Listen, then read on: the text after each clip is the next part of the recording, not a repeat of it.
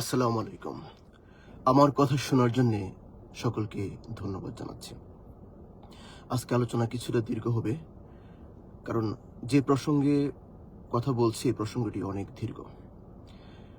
খাম্বা তারেক বলেছে যে একটি গুপ্ত সংগঠনের ব্যক্তিরা নতুন জালিম রূপে আবির্ভূত হয়েছে। এখানে খাম্বা তারেক তার স্বভাবসুলভভাবে সুস্পষ্টভাবে বাংলাদেশ জামাত ইসলামী এবং তার কর্মী সমর্থক তাদেরকে উল্লেখ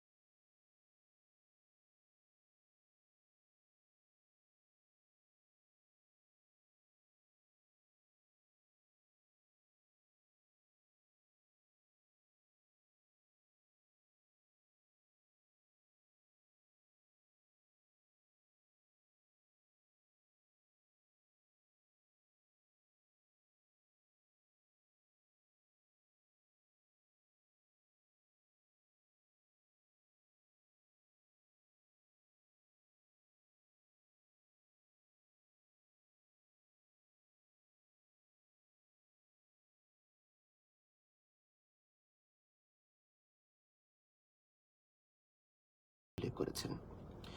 এই খাম্বা তারেক ক্রমাগতভাবে দুঃসাহস দেখাচ্ছেন। সে বলছে জামাতে ইসলামের ছাত্র শিবিরের কর্মীদেরকে সে গুপ্ত বলছে এবং তাদেরকে সে জালেম বলছে। এর মধ্যে যে কত বড় মিথ্যাচার এবং জুলুম এই খাম্বা নিজে করেছে তার প্রমাণ তুলে ধরার জন্যই আমি আজকে এই কথাগুলো বলবো। তবে হ্যাঁ, একই বিষয়ে বারবার কথা বলতে ভালো লাগে না, কিন্তু এই খাম্বা প্রতিদিন যে পরিমাণে মিথ্যাচার চালিয়ে যাচ্ছে তার সমুচিত জবাব দেওয়াকে অত্যন্ত গুরুত্বপূর্ণ মনে করছি বলেই আপনাদের গুরুত্বপূর্ণ সময় নিয়ে কিছু কথাবার্তা বলছি। বাংলাদেশ ছাত্র শিবির কিংবা বাংলাদেশ জামাত ইসলামকে যদি গুপ্ত সংগঠন বলা হয়, তাহলে ফ্যাসিস্ট হাসিনা বিরোধী আন্দোলনে সবচেয়ে নির্যাতিত হয়েছিল কারা? কাদেরকে ধরে ফাঁসি দেওয়া হয়েছে, কাদেরকে ধরে হত্যা করা হয়েছে, এখনো সেই চলছে। এখনো সেই হত্যাকাণ্ড চলছে। আগে করত ফ্যাসিস্ট হাসিনা, তার পেটুয়া বাহিনী, রাষ্ট্রীয় সন্ত্রাস বাহিনী, আওয়ামী লীগের যত গুন্ডা পান্ডা যারা আছে তারা জামাত ইসলামের নেতা এবং কর্মীদেরকে, ছাত্র শিবিরের নেতা এবং কর্মীদেরকে গুম এবং খুন করেছে। এখন প্রকাশ্য দিবালোকে শেরপুরে ইট দিয়ে থেত দিয়ে আদিম বর্বর কায়দায় রেজাউল করিমকে হত্যা করেছে এই খাম্বার বিএনপির দলের লোকেরা। আর এই খাম্বা এখন দাবি করছে যে জামাত ইসলামী এবং ছাত্র শিবির নাকি নতুন জালেম হয়ে উঠেছে। এর চেয়ে চরম মিথ্যাবাদিতা আর কি হতে পারে?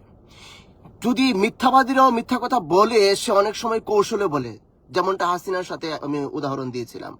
হাসিনা কৌশলে মিথ্যা কথা বলতো এবং অনেক মিথ্যা কথা সেগুলির পিছনে মানুষও ধোঁকা খেয়ে যেত যে আসলে হাসিনা সত্য বলছে কিনা মিথ্যা বলছে।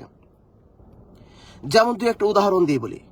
বেগম খালেদা জিয়া যখন সিরোসিসে আক্রান্ত হলেন, তখন হাসিনা বলল যে অতিরিক্ত কিভাবে লিভার সিরোসিস হয় আপনারা সবাই জানেন, বেশি বেশি মদ পান করলে লিভার সিরোসিস হয়, কাজে আমি আর কিছু বলতে চাই না, আপনারা বুঝে নেবেন। মানে হাসিনা ইনডাইরেক্টলি ইঙ্গিত করত যে বেগম খালেদা জিয়া মদ্যপায়ী ছিল এবং এই কারণে উনি লিভার সিরোসিসে আক্রান্ত হয়েছেন। এর মাধ্যমে বাংলাদেশের সাধারণ মানুষ প্রতারিত হতো, তার মিথ্যা এবং ছলাকলার কাছে বাংলাদেশের মানুষ বিভ্রান্ত হতো। অনেক মানুষ, অনেকের মনে প্রশ্ন জাগতো। সে এসব কথা বলতো যে বেগম খালেদার দাঁতে অনেক ক্ষয় ছিল, তো বলতো যে এই দাঁতে ক্ষয় কেন হয় আপনারা জানেন, এখানে অতিরিক্ত মদ্যপান করলে মানুষের দাঁতের ক্ষয় হয়, এই জন্য আর উনি যখন বাসা ছেড়ে দিয়েছেন, ওনার বাসা থেকে মদের বোতল পাওয়া গিয়েছিল। অথচ আমরা জানি যে এই মদের বোতলগুলি এই ফ্যাসিস্ট হাসিনাই কিন্তু রেখে এসেছিল। সে মিথ্যাকে সাজিয়েছিল, সাজিয়ে গুছিয়ে মিথ্যা কথা বলতো, মানুষকে প্রতারিত করত, মানুষকে বিভ্রান্ত করত শেখ হাসিনা। কিন্তু এই খাম্বা তারেক সে এতটাই নির্লজ্জ, এতটাই বিবেকহীন এবং এতটাই চরিত্রহীন যে একটা মজলুম সংগঠনের নেতাকর্মীদেরকে সে জালেম বলতে সে বিন্দু পরিমাণে দ্বিধাবোধ করছে না। যাদের নারীদের উপরে হামলা চালানো হচ্ছে, আমি গতকালকে বলেছিলাম, আপনারা শুনেছেন, এই কথাগুলি বারবার বলতে হচ্ছে বলে আমার নিজেরও খারাপ লাগছে, কিন্তু এই কথাগুলি তো সত্য। প্রকাশ্য জনসভায় দাঁড়িয়ে মেয়েদের অন্তর্বাস খুলে ফেলার হুমকি দিচ্ছে এই বর্বর জালিমের দল। প্রকাশ্য রাস্তায় মানুষকে ইট দিয়ে মাথা থেতলিয়ে আদিম কায়দায় হত্যা করছে এই সন্ত্রাসী বিএনপি এবং এই সন্ত্রাসী খাম্বার দলের লোকেরা। আর সেই খাম্বা এসে এখন বলছে যে জামায়াত নাকি জালিম হয়ে উঠছে এবং জামায়াত নাকি গুপ্ত সংগঠন ছিল। খাম্বা, তুমি কোথায় ছিলা? তুমি মুসলেকা দিয়ে চলে গেছিলা খাম্বা। যদি ন্যূনতম লজ্জাবোধ থেকে থাকে, ন্যূনতম যদি চরিত্র থেকে থাকে, ন্যূনতম যদি হায়া শরম এই খাম্বার ভিতরে যদি থেকে থাকে, তাহলে খাম্বার জানা উচিত, সে জানে, সারা দেশের মানুষ জানে এই খাম্বার রাজনীতি করবে না বলে মুসলেকা দিয়ে চলে গেছিল, এবং খাম্বা যে আর কখনো রাজনীতি করবে না, স্বয়ং বেগম খালেদা জিয়া সেই কথা বলেছিলেন যে ও আর রাজনীতি করবে না। এর পিছনে যে দৃশ্য পড়ছিল, খাম্বা মুসলেকা দিয়ে চলে গেছিলেন। হ্যাঁ, তখন খাম্বা জুলুমের শিকার হয়েছিলেন। কোন পরিস্থিতিতে মুসলেকা দিয়ে গিয়েছিলেন সেই পরিস্থিতি আমরা জানি, কিন্তু এই পরিস্থিতির সৃষ্টির জন্য অন্যতম বড় কুশীলব এই খাম্বা। আজকের প্রজন্ম তারা জানবে না এই যে 2007 সালে যে তত্ত্বাবধায়ক সরকারের যে বিধানটা ছিল, সেই বিধানটাকে এই ম্যানিপুলেট করেছিল এই খাম্বার দল। এর মধ্যে এই খাম্বা ছিল অন্যতম। এই খাম্বার আশেপাশে যে লোকগুলি ছিল, এই লোকগুলি ছিল অন্যতম। বিচারপতির বয়স 2 বছর বাড়িয়ে যাতে বিএনপির একজন সাবেক কর্মীকে মাহমুদুল হাসানকে তত্ত্বাবধায়ক সরকারের প্রধান করা যায়, এই কাজ করেছিল খাম্বা। এবং বেগম খালেদা জিয়া সেই কাজে সম্মতি দিয়েছিলেন। হ্যাঁ, সম্মতি দিয়েছিলেন, এই কাজ করেছিলেন। সেই গর্তেই কিন্তু পতিত হতে হয়েছিল। তারপরে কি করলো? হাসিনার সাথে এই ট্রিকে এবং চালে তারা পারে নাই। হাসিনা নির্বাচনে আসবে না 11th আওয়ারে আসছে। 11th আওয়ারে আসে সেই 11:59 সে মনোনয়নপত্রগুলি সবগুলি প্রত্যাহার করে নিয়েছে। এমন একটি অবস্থার তারা মনে করেন আপনার সৃষ্টি করেছিল, যেটা হলো আপনার, আমি এটা 2006 ইয়াতে বলছি আর কি, তত্ত্বাবধায়ক সরকার আসার আগের ঘটনা এটা ছিল, সরি। তো এখানে তো পরবর্তীতে যখন ওরা যখন নিজেদের পাতানো তত্ত্বাবধায়ক সরকার নিয়ে আসতে চাইলো, যখন ইয়াজউদ্দিনকে নিয়ে আসলো, তখন আপনার মিলিটারি কু হয়ে গেল। সেই ব্যবস্থাকে অনিবার্য করে তুলেছিল এই খাম্বা তারেক। এই ব্যবস্থাকে অনিবার্য করে তুলেছিল এই বিএনপি। এর কারণেই কিন্তু বাংলাদেশে মঈনুদ্দিন ফখরুদ্দিনের সরকারের উত্থান ঘটে। এর পরবর্তীতে হাসিনার ফেসিবাদ আসে। কাজেই এই হাসিনার ফেসিবাদের সৃষ্টির পিছনে এই খাম্বার ভূমিকা আছে, এই খাম্বার ব্যক্তিগত ভূমিকা আছে। সে হাওয়া ভবনে যে দুর্নীতি এবং সরকারের প্যারালালে আরেকটা সরকার গঠন করেছিল, নতুন প্রজন্ম সেটা না জানতে পারে, সেটা আমরা নিজেরা দেখেছি। ওর নামটা খাম্বা এসেছে কিভাবে? কোনো বিদ্যুৎ নাই, কোনো কিছু নাই। আওয়ামী লীগ তো লুটপাট করেছে, অনেক টাকা বিদেশে পাচার করেছে, কিন্তু আওয়ামী লীগ বিদ্যুৎ উৎপাদনকে বাংলাদেশের খালেদা জিয়া যে জায়গাতে রেখে গেছিল তার থেকে 4 থেকে 5 গুণ বিদ্যুৎ উৎপাদন বাড়িয়েছিল। তারা চুরি করেছে এবং কিছুটা হলো তারা সেখানে বিদ্যুতে তারা উৎপাদন করেছে। কিন্তু এই খাম্বা কি করেছিল? এর খাম্বা বলা হয়, এই খাম্বার আরেক বন্ধু ছিল গিয়াসউদ্দিন আল মামুন। এই গিয়াসউদ্দিন আল মামুনকে দিয়ে তারা খাম্বা লিমিটেড একটা কোম্পানি করেছিল। এই খাম্বা লিমিটেড কোম্পানি বিদ্যুৎ উৎপাদন নয়, বিদ্যুতের খাম্বা বানাতো, আর এই খাম্বার টাকা চুরি করত। আমরা দেখেছি, আমরা যখন তখন কলেজে পড়ি, তখন ঢাকা সিটি কলেজের ছাত্র তখন আমি, এই রাস্তায় আসা যাওয়ার পথে যখন দেখতাম যে রাস্তার বিভিন্ন জায়গায় সেখানে প্রচুর খাম্বা পড়ে আছে। পরবর্তীতে জানা গেল যে এই খাম্বাগুলি হলো এই তারেক জিয়া এবং গিয়াসউদ্দিন আল মামুন এরা করেছে সেই খাম্বা লিমিটেড থেকে। সেই খাম্বা লিমিটেডের কারণে এই তারেক জিয়াকে খাম্বা বলা হয়, যে সেখানে বিদ্যুৎ উৎপাদনের নাম নাই, কিন্তু বিদ্যুৎ সরবরাহ করার জন্য খাম্বা পড়ে আছে। এই খাম্বাও বাংলাদেশের দেশ গঠনের জন্য তার কোনো পরিকল্পনা নাই। সেই শেখ হাসিনার 10 টাকা কেজি চাল, এই ঘরে ঘরে সরকারি চাকরি, প্রত্যেককে বাড়ি দেবে, এই একই ধরনের সেই ইয়া নিয়ে, হাওয়াই মিঠাই নিয়ে জনগণের সামনে এসেছে। ফ্যামিলি কার্ড, কৃষক কার্ড, হ্যান্ড কার্ড, যে যা সেটাই বলে ওইটার জন্য ওইটা করবে, ওইটার জন্য ওইটা করবে, কিন্তু আসলে এখানে টাকার সংস্থান করতে হবে সে কিচ্ছুই জানে না। এগুলি স্রেফ হলো ভাওতাবাজি, এগুলো হলো স্রেফ ভাওতাবাজি। ফ্যামিলি কার্ড এবং কৃষক কার্ড যদি দিতে হয়, বৎসরে বাংলাদেশের যে বাজেট আছে, শেখ হাসিনা শেষ পর্যন্ত যে বাজেট করে রেখেছিল তার কমপক্ষে সেই বাজেটের 20% পরিমাণের টাকা ওই জায়গাতে দিতে হবে। টাকার সংস্থান কিভাবে হবে? একটা রাষ্ট্র কিভাবে ইনকাম করে? রাষ্ট্র ইনকাম করে জনগণের উপর ট্যাক্স থেকে। তাহলে যদি এই টাকা এটা যে সত্যি সত্যি দিতে হয়, তাহলে বাংলাদেশের এক্সিস্টিং যে ট্যাক্স আছে সেই ট্যাক্স 20% বাড়াতে হবে, এছাড়া ওইগুলি দেওয়া সম্ভব না। কিন্তু সেই ট্যাক্সও বাড়ানো সম্ভব না, দ্রব্যমূল্য পাগলা গুড়ার মতো হবে। আসলে সে কিচ্ছুই করবে না। হাসিনা কি 10 টাকা কেজি চাল দিয়েছিল? দেয় নাই। কিন্তু বাংলাদেশের সহজ সরল মানুষকে প্রতারণা করছে, মানুষের সাথে প্রতারণা, বাটপারি, টাউটারি করার জন্য এই খাম্বা উঠে পড়ে লেগেছে এবং সেই কাজ সে করে যাচ্ছে। আর এই নির্লজ্জ লোকটি একটি মজলুম সংগঠনের মানুষকে যে গালবন্ধ করতে সে থামছে না, এই জন্যই তাকে ধোয়াতে হচ্ছে, এজন্যই ধোয়াতে হচ্ছে। এই খাম্বা আজকে যে বাংলাদেশের শেখ হাসিনা হয়ে উঠতে পেরেছিল এই খাম্বার কারণে। এই খাম্বার মতো যারা আরো দুর্নীতি পরায়ণ, যারা শেখ হাসিনার সাথে যারা লিয়াজু করে ব্যাংক লুট করেছিল, ব্যাংক ডাকাতি করেছিল, এদেরকে এরকম, গতকালকে আমি বলেছি, এরকম 83 জনকে সে মনোনয়ন দিয়েছে খাম্বা। এই 83 জন মনোনয়নের মধ্যে একজন আব্দুল আওয়াল মিন্টু, যার কার্টুন আমি আপনারা দেখেছেন, যে আমি আমাদের সময় গত রাত্রে এবং আপনাদের সময় গতকালকে সকালে, আর কি আজকে দিনের সকালে আমি কার্টুন প্রকাশ করেছিলাম। এই আব্দুল আওয়াল মিন্টু বলছে জীবন থাকতে সে জামায়াতকে ক্ষমতায় আনতে দেওয়া হবে না। হ্যাঁ, এরা তো ভয় পাবে, কারণ আমিরে জামায়াত ডক্টর শফিকুর রহমান উনি বলেছেন যে আমরা যদি ক্ষমতায় যেতে পারি আল্লাহর রহমতে, তাহলে এই দুর্নীতিবাজদের, লুটেরাদের পেটের ভিতরে হাত ঢুকিয়ে আমরা টাকা বের করে নিয়ে আসব। সেই ঘোষণা আমিরে জামায়াত দিয়েছেন। এই ঘোষণা দেওয়ার শোনার পরে এই আব্দুল আওয়াল মিন্টুর মতো যারা চুর, বাটপার, ব্যাংক ডাকাত আছে, তাদের ঘুম হারাম হয়ে গেছে। তারা এখন প্রণ করেছে যে জীবনে তাদের জীবন থাকতে জামায়াতকে ক্ষমতায় আসতে দেবে না। তাদেরকে শুধু একটা কথাই শুধু বলতে চাই, কুলিল্লাহুম্মা মালিকাল মুলকি ওয়া তুতিল মুলকা মান তাশা ওয়া মিম্মান মুলকা ওয়া তুইজ্জু মান তাশা ওয়া তুজিল্লু মান তাশা বিয়াদিকাল খাইর। আল্লাহ তাআলা যাকে ইচ্ছা উনি মুলক দেন এবং যার কাছ থেকে ইচ্ছা রাজ্য কেড়ে নেন।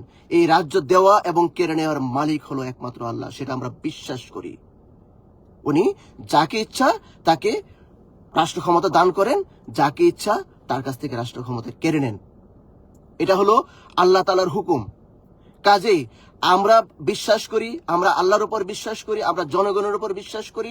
যদি আল্লাহ আমাদের ভাগ্যে রেখে থাকেন, যদি বাংলাদেশের জনগণ সেটা অনেক বিশ্বাস করেন যে আমরা এসে বাংলাদেশকে একটা সুশাসন এবং কল্যাণমূলক রাষ্ট্র কায়েম করব, যেমনটা বিশ্ববিদ্যালয়গুলিতে আপনারা দেখতে পাচ্ছেন যে চেহারা পরিবর্তিত হয়ে গেছে। ঢাকা বিশ্ববিদ্যালয়ের চেহারা পরিবর্তিত হয়ে গেছে। তখন সোশ্যাল মিডিয়া ছিল না। ঠিক একই কাজ আমরা চট্টগ্রাম বিশ্ববিদ্যালয়ে করেছিলাম, আমরা যখন ছাত্র ছিলাম। তো এই একই রকম ভাবে তার চেয়ে সুন্দর ভাবে একটা ফুলের বাগানের মতো আমরা এই বাংলাদেশকে বিনির্মাণ করব। আমি যখন ড্রাইভ করে করে আসতেছিলাম, তখন আমি জামায়াতের ইস্তেহারগুলি দেখে আসতেছিলাম যে 26টা দফা, প্রধান দফা উল্লেখ করা হয়েছে এবং 8টা প্রধান ভাগে ভাগ করা হয়েছে। তো এইগুলি ইস্তেহারগুলি আপনারা দেখবেন, যারা বিশেষ করে যারা চিন্তাশীল মানুষ, তারা দেখলে বুঝতে পারবেন যে এই দলটার মধ্যে একটা ভীষণ আছে। যাদের কর্মী বাহিনী সুশৃঙ্খল, যাদের কর্মী বাহিনী নৈতিকতার গুণে গুণান্বিত, যারা কারো হারাম খায় না, যারা কারো সম্পদ আত্মসাৎ করে না, যারা কারো উপর জুলুম করে না, তাদের হাতেই বাংলাদেশ নিরাপদ থাকবে। এই খাম্বার দল যারা প্রতিনিয়ত চাঁদাবাজি করছে, বাংলাদেশের প্রত্যেকটা হাট, ঘাট, মাঠ, ইজারা প্রত্যেকগুলি দখল করে মানুষের জনজীবনকে অতিষ্ঠ করে ফেলছে। নিরীহ সবজি বিক্রেতাদের উপর চাঁদাবাজি করছে, ফল বিক্রেতাদের উপর চাঁদাবাজি করছে। কিছুদিন আগে পত্রিকায় এসেছিল একজন মুড়ি বিক্রেতা, একজন যুবক, সদ্য যুবক, 18 কি 22 বছর হবে, চাঁদা না দেওয়ার কারণে তার মুড়ির যত সরঞ্জাম আছে সেই সরঞ্জামগুলিকে রাস্তার মধ্যে ফেলে দিয়েছে। তার চোখ দিয়ে তখন পানি নয়, যেন রক্ত বের হয়েছিল। আপনারা সেটা দেখেছেন, সেই ফটো কার্ডগুলিও আপনারা দেখেছেন। কাজী বাংলাদেশের মানুষ জানে যে নব্য জালিম কারা হয়ে উঠেছে। আমি গতকালকে বলেছিলাম, ফ্যাসিস্ট হাসিনার পতনের পরে চাঁদাবাজি তো শূন্য হয়ে যাওয়ার কথা ছিল, সেটা কেন হয়নি? সেই স্থান কে দখল করেছে? ফ্যাসিস্ট হাসিনা চলে যাওয়ার পরে চাঁদাবাজির সেই শূন্যস্থান, দখলবাজির সেই শূন্যস্থান এই খাম্বার দল, বিএনপি, যুব দল, ছাত্র দল, এইসব তারা এইসব করেছে। এরাই কাজগুলি করেছে। আর এরা এখন আমাদেরকে বলছে যে আমরা নাকি জুলুম করছি। কতটা নির্লজ্জ, কতটা বিবেকহীন, চরিত্রহীন, বেহায়া হলে এই ধরনের শব্দ উচ্চারণ করা যায়, এটা বলার ভাষা নেই। সারা বাংলাদেশের মানুষ জানে এই খাম্বা তারেক কতটা ঘৃণিত হয়ে গেছে বাংলাদেশের মানুষের কাছে। ইনশাল্লাহ 12 তারিখের ভোটে বাংলাদেশের মানুষ তার জবাব দেবে, সেই ভরসা আমরা রাখি।